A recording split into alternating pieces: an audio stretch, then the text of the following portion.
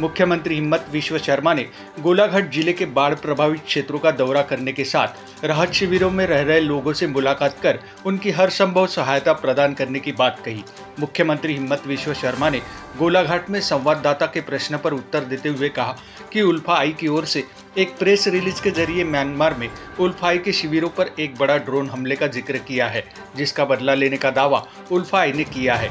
मुख्यमंत्री ने कहा है कि यह घटना असम में नहीं हुई, न ही असम पुलिस ने किया है और अभी तक भारतीय सेना ने कोई भी अपडेट साझा नहीं किया है। शाम तक भारतीय सेना कोई अपडेट साझा करता है तो पता चलेगा। अभी तो उल्फा आई ने ही भारतीय सेना के हमले के बारे में जिक्र किया है, जो उल्फा आई बदला लेने की बात कर रहा है। इस घटना की जानकारी मिलने पर शाम तक जानकारी साझा करने की बात मुख्यमंत्री हिम्मत विश्व शर्मा ने की। বিষয়টো মই অলপ আগতে আলফাৰ ষ্টেটমেণ্ট এটা দেখিছোঁ যে আজি নিশা আলফাৰ শিবিৰত কোনোবাই বোমা বিস্ফোৰণ ড্ৰোন আক্ৰমণ কৰা বুলি অসম আৰক্ষী ইয়াত জড়িত নহয়, অসম পুলিচ ইয়াত জড়িত নহয় আৰু অসমৰ মাটিৰ পৰাও কোনো ধৰণৰ আক্ৰমণ চলোৱা হোৱা নাই।